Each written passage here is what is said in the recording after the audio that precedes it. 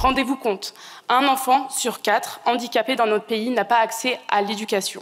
L'école de la République ne peut pas se satisfaire d'être une école de l'exclusion. Pourtant, c'est ce qu'elle est. Aux premières lueurs de notre République, notre système scolaire fut érigé en pilier essentiel de notre pacte républicain. Une école émancipatrice, une école pour toutes et tous. Pourtant, 150 ans plus tard, après l'introduction du principe d'une école obligatoire pour tous les enfants, quel constat d'échec. Des enfants, parce que handicapés, en 2025, n'ont toujours pas accès à la même école que les autres. Seuls 27% des élèves handicapés ont plus de 12 heures d'éducation par semaine et un quart n'en ont même pas accès. Rendez-vous compte, un enfant sur 4 handicapé dans notre pays n'a pas accès à l'éducation. C'est une rupture d'égalité, c'est une rupture de notre pacte républicain. Alors que nous partageons tous ce constat, que Madame la rapporteure, vous partagez ce constat, de quoi débattons-nous aujourd'hui? D'une généralisation d'un livret de parcours inclusif, de la mise en place d'un rapport annuel et de donner la possibilité aux enseignants d'avoir des formations. Alors tout ça, c'est très bien, mais on a un peu le sentiment d'avoir été roulé dans la farine.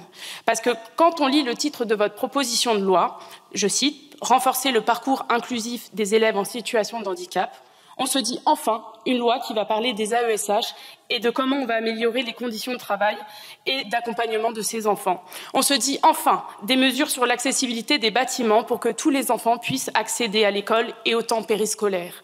On se dit enfin un volet conséquent en matière de formation pour les enseignants et en matière de formation continue pour les AESH.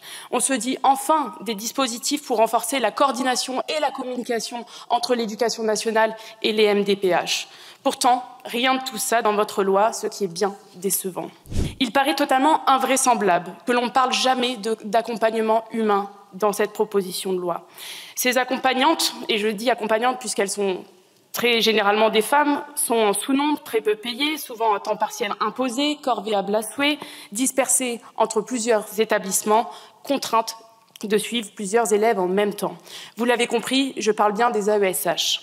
Collègues macronistes, si vous ne vouliez pas parler des AESH dans cette proposition de loi, qu'avez-vous fait de notre proposition de loi visant à instaurer un corps de fonctionnaires des AESH? Trop cher, à la poubelle, tant pis pour les élèves. Ce texte n'aborde pas non plus la question des infrastructures et de leur accessibilité, que ce soit les bâtiments publics, les transports pour accéder à l'école ou bien même les logements dans lesquels vivent ces enfants.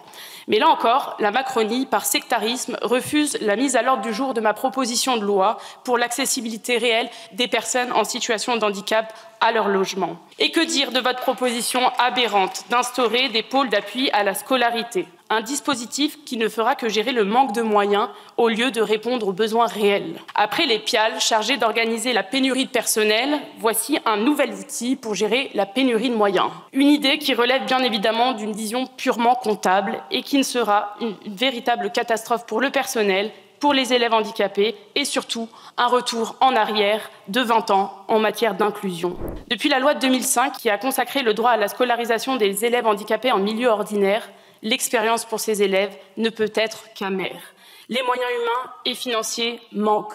La formation des enseignants manque.